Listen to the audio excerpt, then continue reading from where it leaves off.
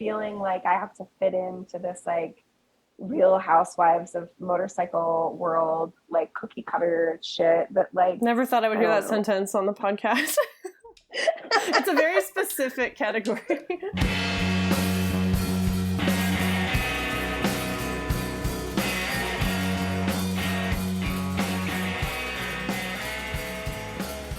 Hello, friends, and welcome back to another episode of Pickles and Vodka, the unfiltered mental health podcast where imperfect people have imperfect conversations.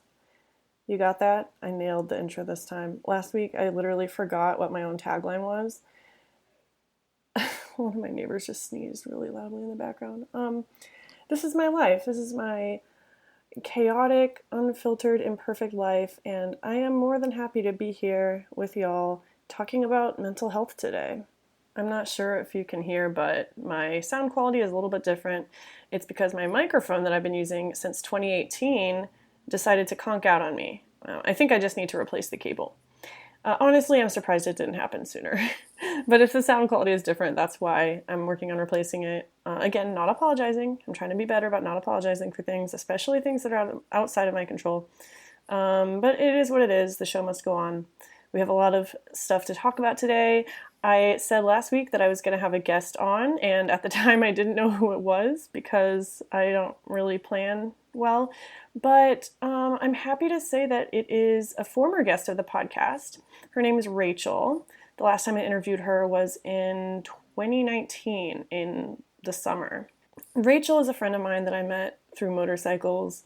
She's a mother of two. She's a small business owner. She lives in New York, and she has a lot of mental health issues that she talks about on our original episode, which is number 12. If you want to go back and listen, you can hear more about her childhood and her mental health origin story. But on this episode, it's funny, we talk about motherhood and mental health, like how hard it is to raise kids in this day and age, and especially as someone who does struggle with mental health.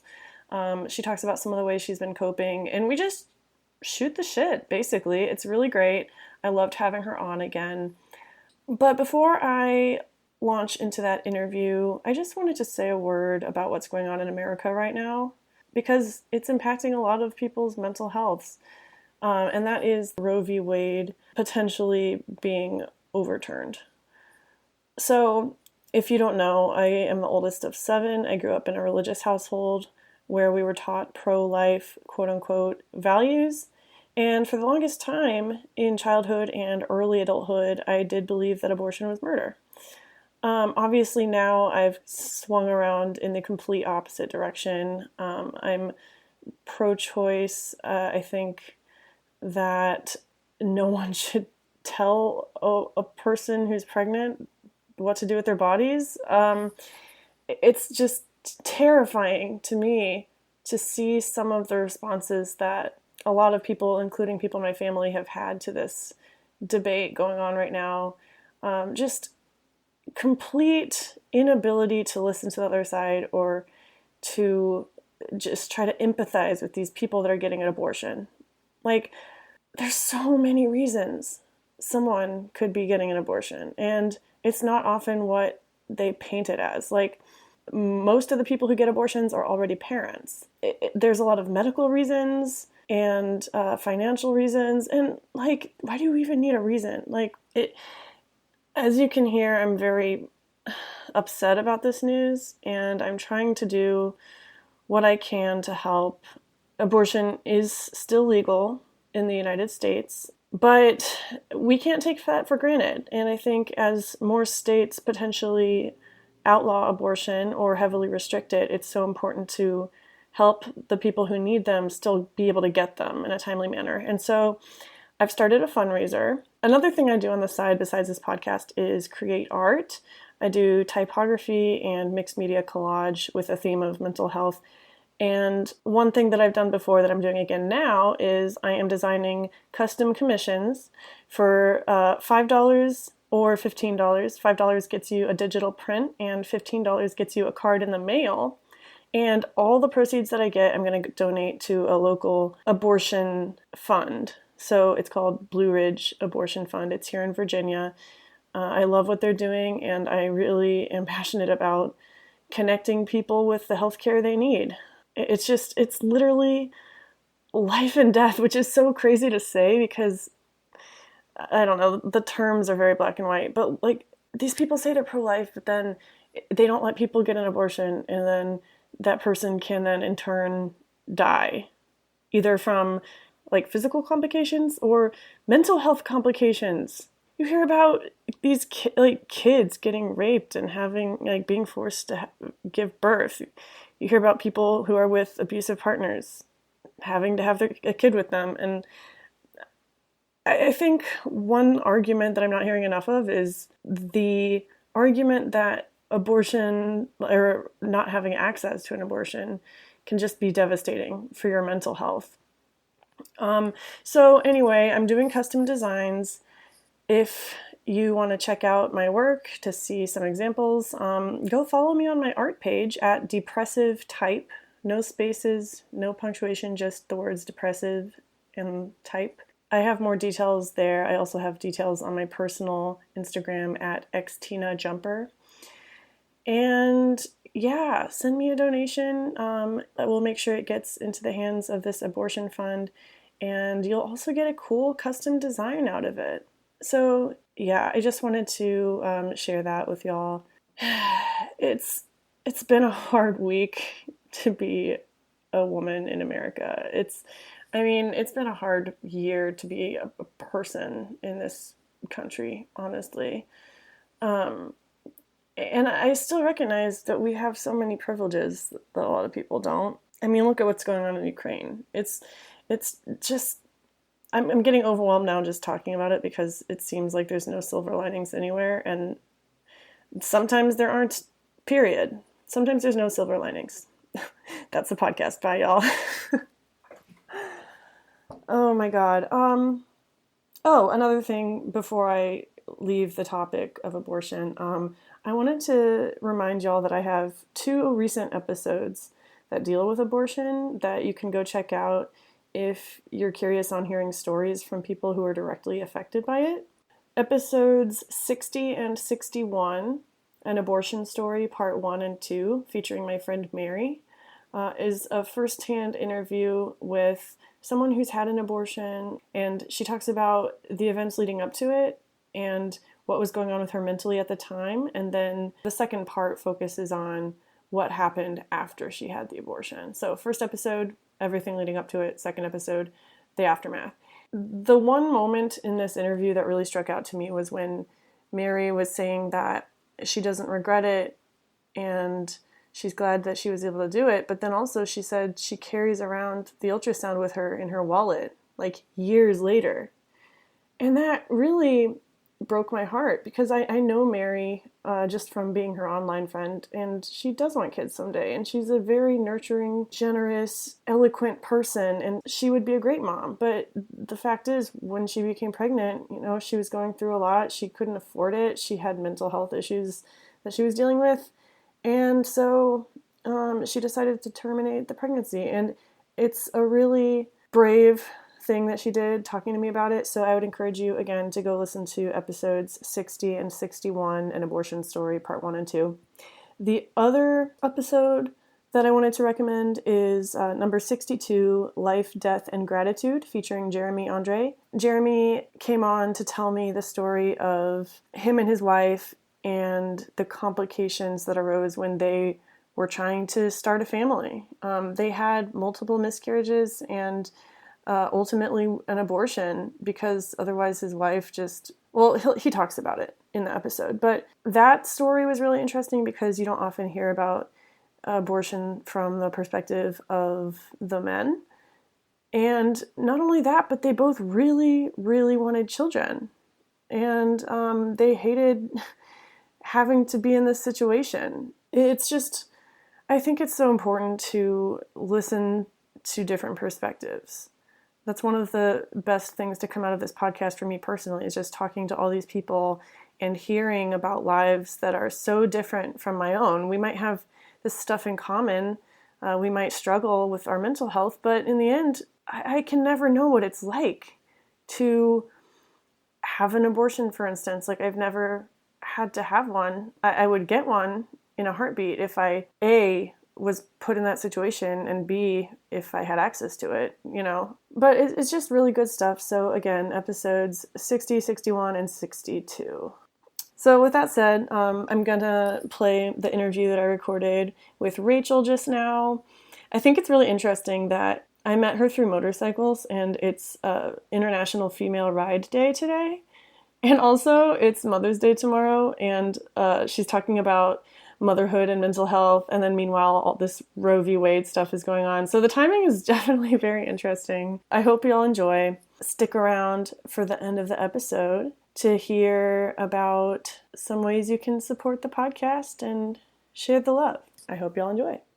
Recording in progress. Hello? Hey. Oh my God. You do sound sick. I told you I sound like a man. It's okay. It's okay. You showed up. It's all you can really do. It is these days. Are the kids watching Netflix? No, actually, I think they're both asleep. Oh, we won't be too rowdy then. Yeah, one is definitely asleep, and I think the other one is it's close. It's close. Tell me again the ages of your kids right now, and remind me their names also for the listeners, you know. Yeah. So my name is Rachel. I'm a mother of two, hopefully energetic, lively little boys. Why the pause?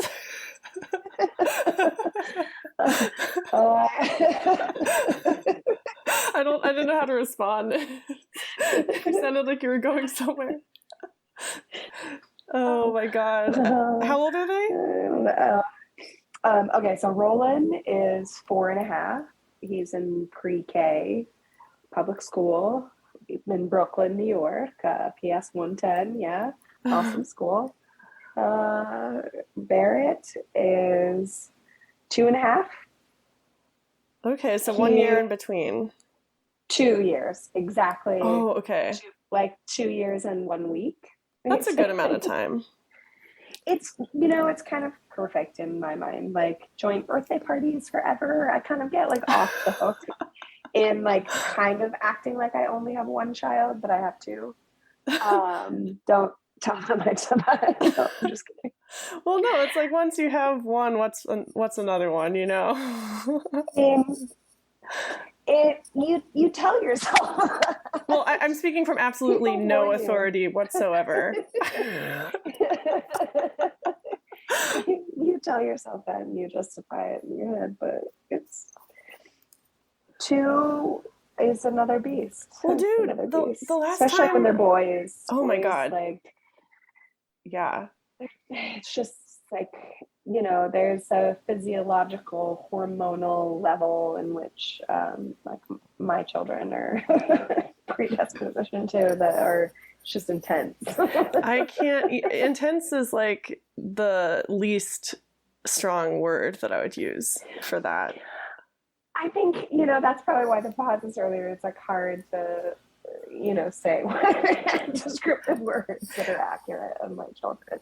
Well, last time I talked to you, there's so many that you could. Last time I talked to you was 2 years ago, pretty much, because it was 2020. Gosh. And so that means you must have either been pregnant with Barrett or like just had him or something. I think I was probably pregnant. That makes sense. So for Pickles and Vodka listeners, Rachel was on my podcast 2 years ago, and we talked about like your childhood and stuff and your ADHD and anxiety and all that fun stuff. I just wanted to ask you, like, how you're doing right now in this moment. Like, what's going on with you today? Where's your headspace at? I'm good. It's been a little bit tough because I've been sick and I've been home with my children while they have been sick for kind of weeks now. Oh, no. So I have to like preface everything that I say today with the fact that like I'm a better mom when I like get time away from my children, and I haven't gotten that for a while. That is it's a little wearing on one's mental health for sure. But I'm Yeah. good. I'm good. You know, my kids are great. They're a lot, but it's good, and I can't really complain. I'm lucky to get to be with them in like a such a pinnacle of developmental time, and they're, you know, as mental terrorists that they are.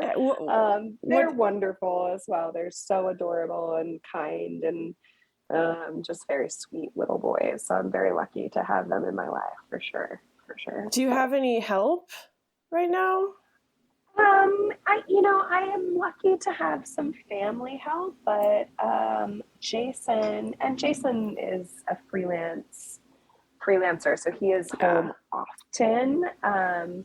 We have been pushing really hard, you know, in recent years, and his career is kind of going places at the moment. So he's actually been working nonstop for like a month straight. So I that's mean, like, I'm glad, but also that's hard for, that must be hard for you and the boys.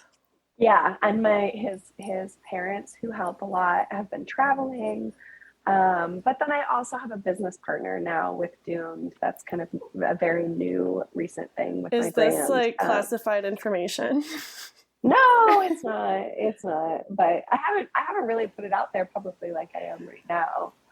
But yeah, I've got a new partner there, and we're about to release some really cool new things. And he comes and helps a lot with the kids, which is cool. Yeah, and It's like I have two congratulations. husbands. Also, I love that. Like your business is incredible. Rachel's how would you classify the type of work you do? Like leather work, or it's more than that? It's more than that now. So We don't have to talk about work too much, don't worry. no, that's okay. I'm working on kind of a new drop that will explain that more, and I'll let you be the first to kind of put it out there. But it's morphing into so much more. It started out as just kind of leather work and like lifestyle and being in the motorcycle world and traveling and meeting people through that. Becoming a mom is a crazy transition, in which like I just don't have the time to do the handmade portion of the business as much as I've wanted to. So unfortunately, it's kind of forcing us to grow in a lot of different ways. So we call ourselves an adventure club. I've been a lifestyle brand for 8 years now. And now we are offering different services that are geared more towards mental health and supporting moms, supporting parents, supporting like anyone that needs, some herbal assistance to get through the day. I'm giving the camera that's not on a very knowing look right now. Dude, that is so crazy though, because like I literally didn't know that before I reached out to you, or I guess you volunteered to talk to me. That's so cool. Yeah. It's been a big transition for me, and it makes so much sense and kind of integrates into like the way that my life is so much better, and I'm helping people at the same time. Like a lot of times it's people who are at the moment it's only local, obviously, like in-person things in Greenpoint and in Williamsburg, but it's like fellow parents who have crazy anxieties about the world in which we're raising our children and worry and all of that, and we take things to help us relax those anxieties and sleep. Oftentimes, a lot of times it's women that like don't want to drink or have wine or whatever, booze to relax, but they need something at the end of the day. Amen. I don't even have kids and I need that. Yeah. So don't we all? What gave you the idea to move the business in this direction? I mean, besides fucking living it. Well, I mean, truthfully, it's COVID. So it's kind of not a long story in any way, shape, or form. It was something that like COVID hit, shutdown happened. My husband and I are both freelancers. We didn't know that we don't qualify for unemployment. So we had no idea that there would be any government assistance or anything to step in. And we were like, shit, we have 2 children and we need to feed them. And you're living in New York. I mean, didn't y'all move out of the city, or are you still there? We are still there. Okay, you were talking about it a little bit. The boys are in school there, but we have a place that is now outside the city. So we kind of are a little bit in 2 places at the moment, which is a really nice life. Yeah. Have you seen like of both?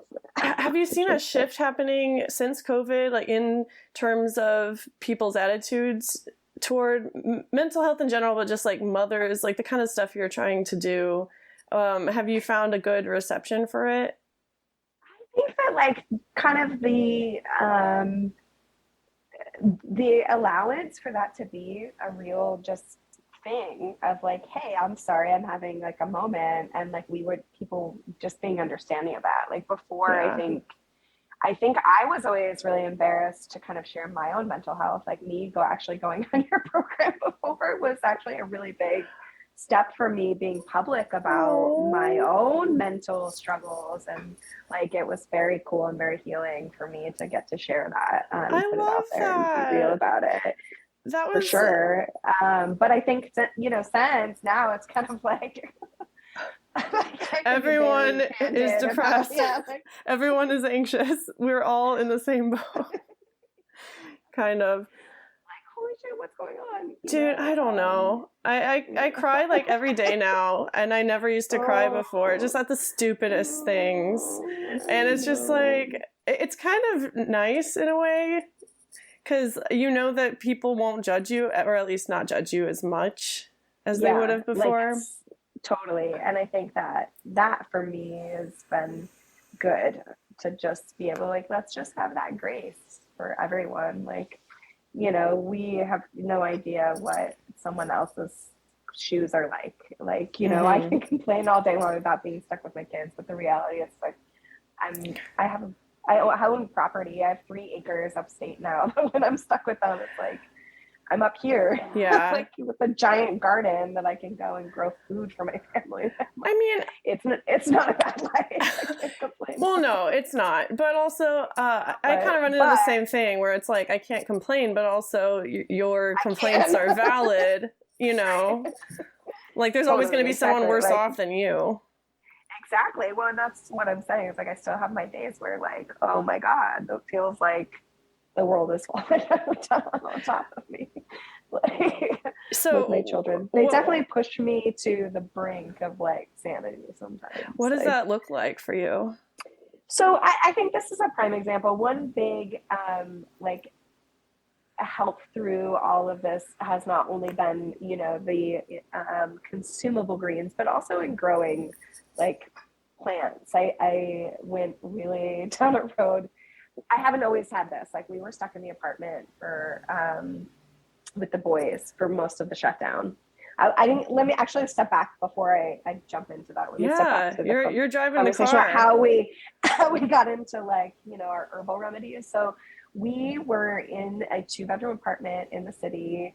I was stuck there with the kids. Jason, my husband, was doing liquor delivery for our friend's liquor store, just trying to get tips. I remember that. So that we knew that we could, have food. And something was said by one of our moto friends of like, oh, you guys should sell weed. And we, a long time ago, became very good friends with someone who is a large player in that game in New York, and just kind of never stepped into it. And then all of a sudden we kind of were like, well, let's try it. You're already doing like liquor delivery at the same time, like might as well add some other cash into our pockets. Hell yeah. As, cash grab as much as we could.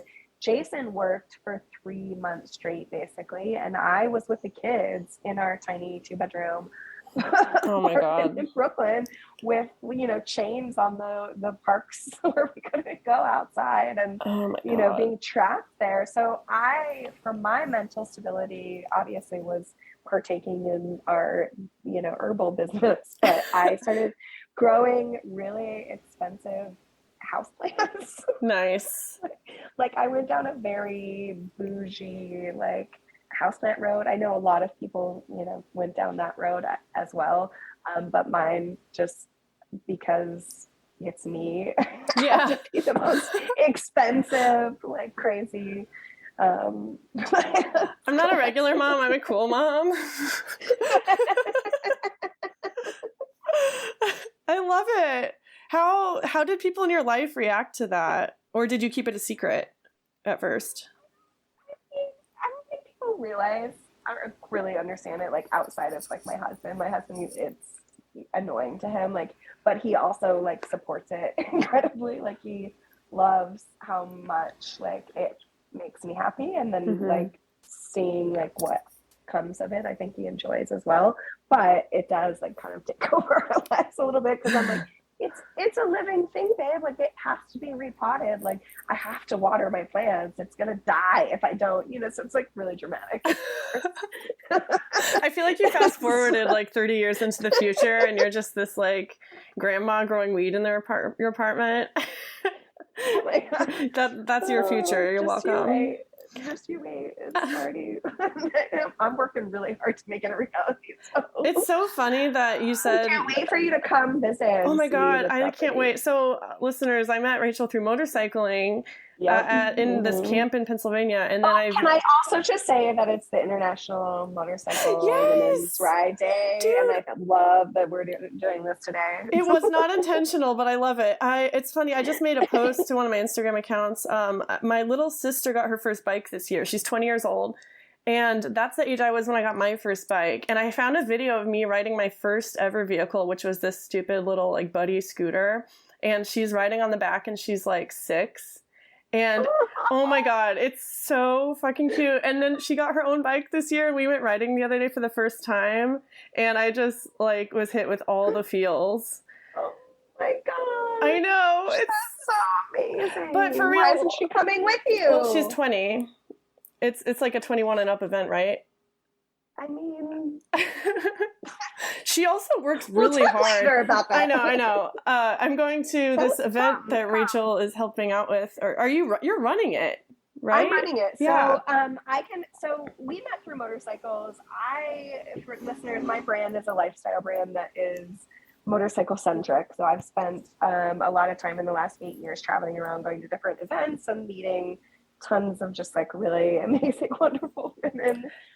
So this is one that it's called No Man's Land, and it's put on by a couple of really wonderful groups down south. There's kind of 3 different groups of ladies in different kind of areas that they all take turns every year hosting. So it's never like too much pressure of one person to feel like every year they have to do this one thing, right? Yeah. And it gives the event like it's it's not the same every year. Like it's different. It's a different ride, and so it gives people a really great reason to be coming back. And I went to the very first one that they hosted, and they were so generous. It was the longest solo trip that I had been on. I think it was 2,200 miles round trip, and it was the longest ride right after my like motorcycle, or not right after, but my first like big solo trip after my motorcycle ride. It inspired, a ton of products in my line. I like make and design like bags, and I did a vest that was inspired by that trip, like just from kind of something that I had in use. And anyway, it inspired a ton of things in my life. And the second time that I went back, they're like, so when are you going to host? And I was like, really? You guys want me to host? I hadn't really thought about it before. I hadn't wanted to do an event really. But I kind of was like, all right, I'll think about it. And then I bought a property this year upstate. It's beautiful, 3 acres, big spaces. And I posted that we bought this compound, and immediately they were like, do you want to do 2022? And this was last summer. Wait, so it's going to be on your property? Yeah, so it's at my house. I'm so fucking, that just made me so much more excited.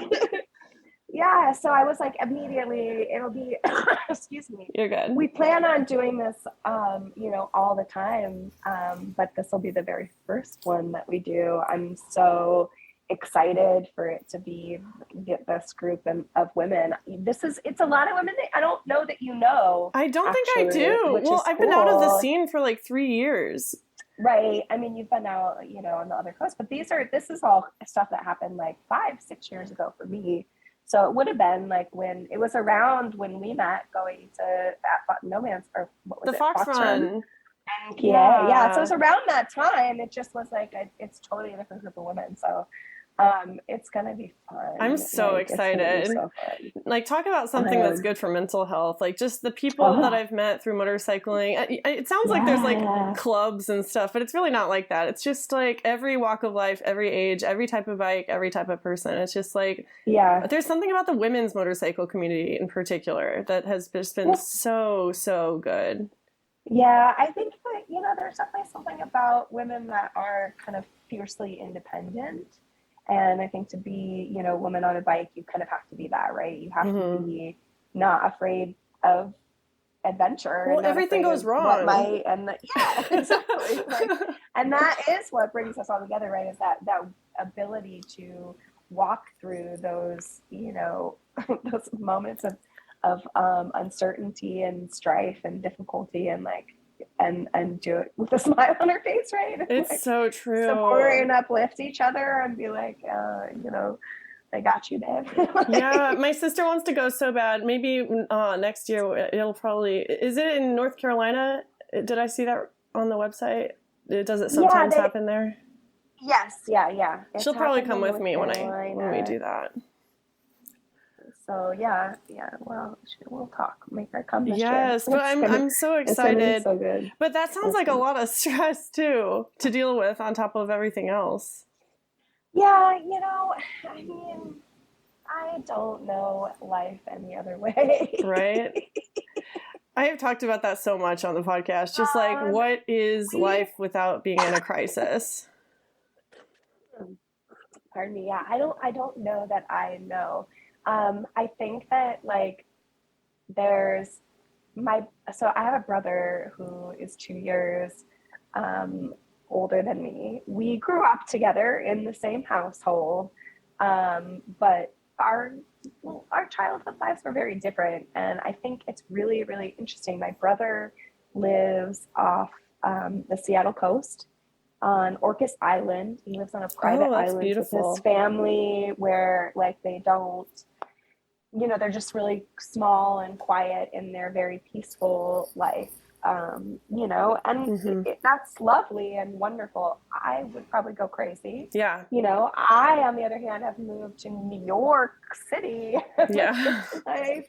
In the crazy, chaotic, most intense place on the planet. And we have our house in the country, but I can't leave the city. We actually have an apartment there still. We're not, we thought we were ready, but the moment we were up here for next year, we were like, nope, really, I can't do it. So it's just, it's interesting to me that we have both had whatever trauma we experienced as children, process it in the complete opposite way. I know, that's so fascinating to think about. I'm one of 7 and we're all super different, and it's really fascinating to think about. Right. We have another sister. I have a sister who, she's 10 years younger than me. So her life and growing up was obviously not the same household than it was for us, but she again is so different from the two of us as well. Yeah, and that's fine. That's to be expected. Yeah. I think I kind of expect people to be the same as me, or if they're not the same as me, they'll never understand. Especially when it comes to younger siblings, they're just a different breed. I have one that the sister I told you about, she's 10 years younger than me also, and then I have another one that's 8 years younger than me, and we do a lot of stuff together. We're good friends, but we can be good friends now, as the age gap kind of is less of a big deal. But but sometimes I look at them and I'm like, how are we related? Where's the trauma? Where's the struggle? Oh, my sister has her own trauma and struggle. Well, yeah, that's the thing. They're people with their individual traumas that you might not know anything about. My sister and I are very close, and we talk about it a lot. Good. We're really, really support. My brother and I, do not really speak at all. But my sister and I are very close. We talk about kind of everything in our lives and our family. Is she into motorcycles? She's not. No, she and I couldn't be any different. She is like a very reserved and like nervous. No, I wouldn't say nervous, but just she doesn't have that like I need to go and speed and adrenaline. Yeah. Like she doesn't have that at all. She's an incredibly talented artist in her own right. She's a teacher. She's actually a professor. Excuse me. Whoa. Yeah. She's like a kind of a big hot shot, which is really cool. But it makes me feel old because I'm 10 years older than her. You're telling me. Like, you're so much more of an adult than me, Becca. Well, they probably wouldn't be there without us, so, you're welcome. Yeah, right. Like seeing the trash fire that is my life. She's like, nope, don't want anything. It's funny. My brother-in-law, my sister and brother-in-law came and helped us move when we moved out of our apartment. And my brother-in-law comes from a family where every single thing is planned out. And I have 2 little boys, and my life is just chaos. It's utter like, controlling chaos, herding cats, like crazy all the time. So us moving was a particular. I have to put in there. I hadn't had childcare or help with the kids for like a month leading up to the move, so it's not like I ever had any time to like pack or do any of those things. Like really, like without children, running amok and screaming and just whatever. Anyway, they came and helped us, but I think my brother-in-law, he just was like, what is going on? Like, where are the plans? Why do you not have like every box like ready, inventoried? And like, I was just like, oh, we fly by the seat of our pants around here. Yeah. Welcome to real life. Yeah, welcome to life with 2 kids. Like, we do a lot, and I don't know if it's all successfully, but like we have big plans, and we have a lot of balls in the air in our world, and it just isn't always pretty. And how do you like? I'm curious because I'm not a mother, obviously. I will probably never be a mother aside from, my cats. But how is it knowing, like, you're a person who struggles with mental health. You have 2 kids. Do you ever worry about them or, like, think about how you're going to approach the subject matter with them someday? I mean, I worry about my kids and their mental health probably every day. It's a really difficult thing to be in charge of another little human's development and their like mental health. Like, it's a lot of pressure. Yeah. Especially as like mom, because I obviously am the kind of curator of their lives right now. Oh, when you put it like that. Yeah, I mean, my husband's I don't want to say obviously, but my husband's a very involved dad. He's a freelancer, so he gets to be around a lot. He's not like 9 to 5 working or in Zoom call, like that's not what our lives are. He gets to be an active participant a lot in our lives, which is cool. But when it comes to childcare or their education or, any of those sorts of, activities, summer camps, those things, like he's not leading charge with that. So that's all you, baby. And it's a lot of work. Like it's like a full-time job to figure out the programs, like find what's affordable, when is it, like curate, how does one get from point A to point B, and what happens when they're there, and do they need snacks, and like just what kind of shoes do they need, all the things, like, oh God, it's so much work and taxing on, someone that already struggles with like getting deadlines and ADHD. Like obviously I struggle with getting deadlines and completing tasks and projects and like all of that. So then you throw in not only the complexities of little human lives, but the little humans themselves that are eating away at your like attention. I mean, I don't know how to explain it, but having just It's a lot. It's a big Like responsibility. not only the responsibility of them, but just the poke. Like they're fucking assholes. And like there's the screaming in your face, give this to me right now. And you're like, dude, I get patience. Like I can't. Mommy isn't magic. I can't make these things appear. Like give me 2 minutes. Like that mental intolerance is terrorism. Yeah, it's so refreshing to hear you say that, because there's so many moms on Instagram, for instance, who it's just all rainbows all the time. The Instagram mom. No. And if anybody's seeing that anymore and anybody's putting that out there, they're horrible human beings, because that is not what it is. At all. Yeah. At all. Oh my God. Don't spew your lies to the world. Don't create that, More people need to talk about how much of an asshole their kids are. By the way, we have 9 minutes left. I don't want to upgrade to Zoom Plus or whatever. But that's good, because, we don't want to take up too much of your time.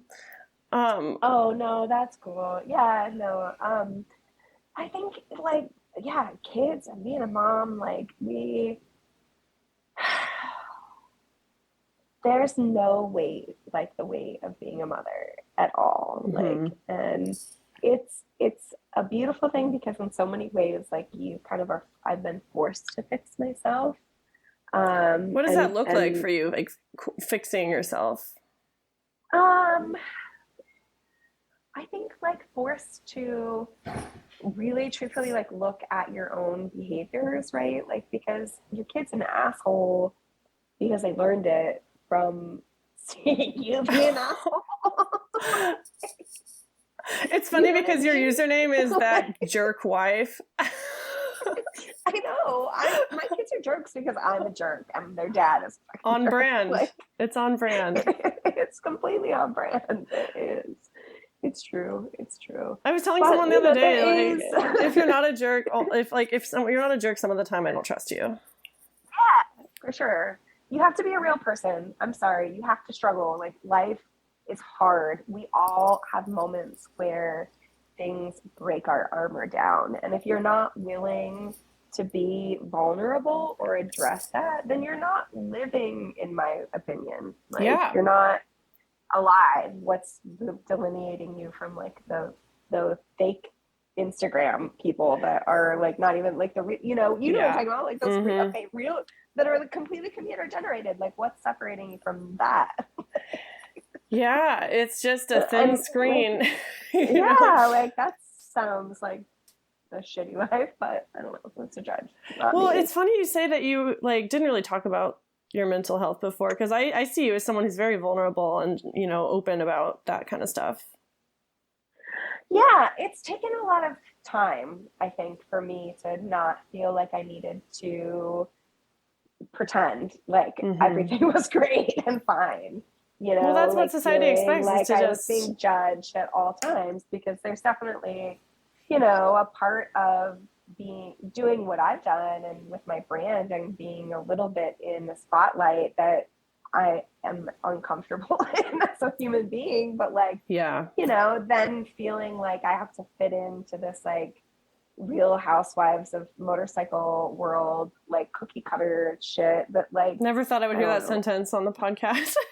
It's a very specific category. It is a very specific category. But I'm so proud of you. I know how much you're suffering, let's not say what it isn't. It's hard.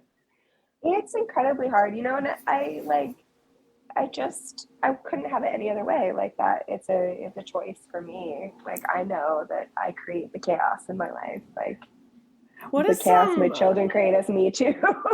Seriously. I'm not blind about it, but what's some advice that you might have for mothers in your situation, or what's something that you wish someone had told you 2 years ago? I think it's a hard question. That's such a loaded question. I know, I'm like, sorry. truthfully, no.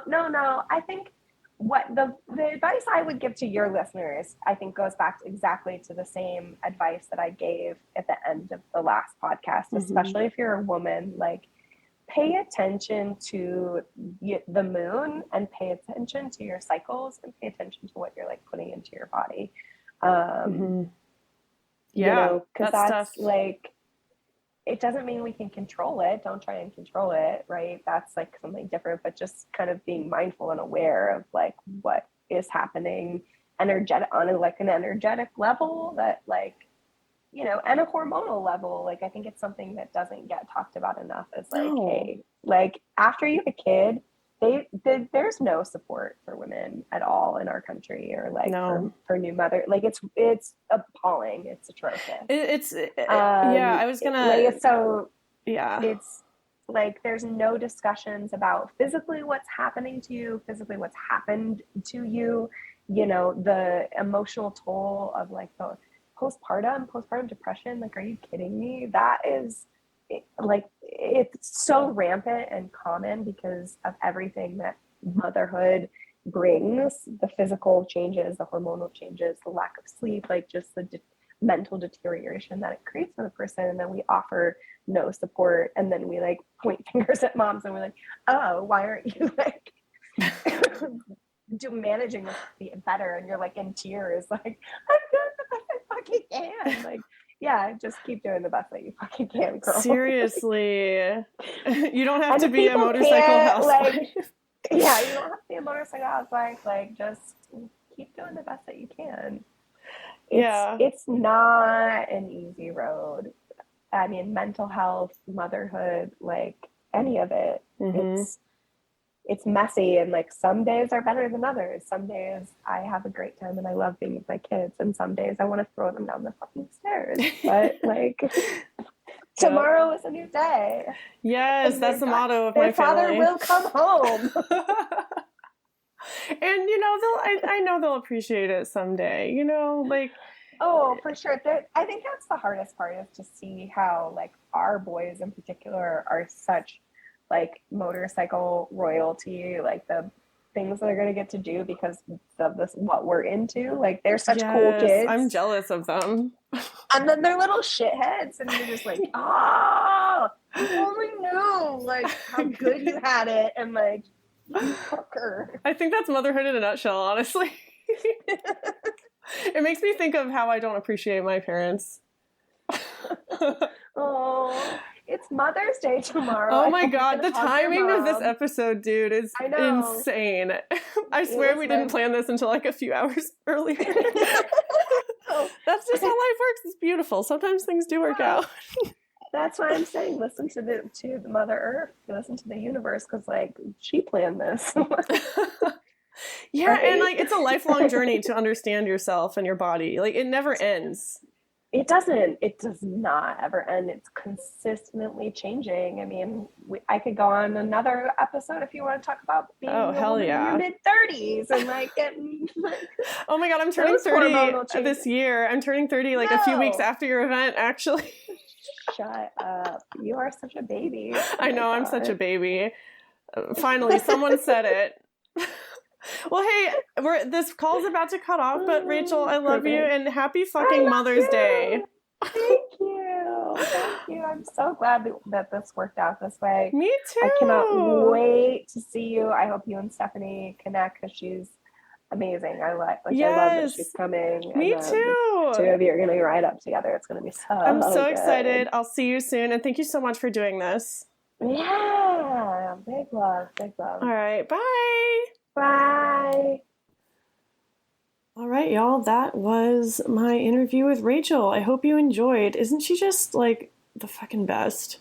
She's so cool, and I'm so proud of her, and I look up to her a lot. Also, I realized that we kept talking about recording an episode in 2020, but it was actually 2019 that we did that. So her son Barrett wasn't even a twinkle in her eye yet. Sometimes we get confused. It's okay. Life is crazy and it moves fast and it's hard to keep up. But anyway, thank you for listening. Next week, I will be doing another solo episode. So I'm going back to my original format, which is 1 week with a guest and then 1 week solo. And so next week I will give you a more detailed mental health update for myself. And I will also read the results of this week's pickle poll. If you haven't answered already, there's still time. This week's question is, how have you always wanted to respond to the question, how are you? I've gotten so many entertaining answers so far. I cannot wait to read them. You can also send me a voice recording with your answer, and I'll play it on the podcast if you want. Same goes for reviews. If you haven't written me a review yet on Apple Podcasts, please do so. Last week I read a review from my mom, and I want someone to beat it. I want someone to one-up Ginger Lou, because her review is pretty good. So just go to anchor.fm/pickles and vodka, and you can find links to Apple Podcasts and anywhere else you can hear it. I don't know why I'm telling you this. You should know how to listen to my podcast. If you're listening to it right now, then obviously you're doing something right. So yeah, with that said, goodbye for now. Don't forget to check out my art Instagram at depressive type, and hit me up for a $5 or $15 custom art piece. And at the same time, help me raise money for the Blue Ridge Abortion Fund. And I don't know, hopefully do some good in this twisted place. All right, until next time, y'all, be safe.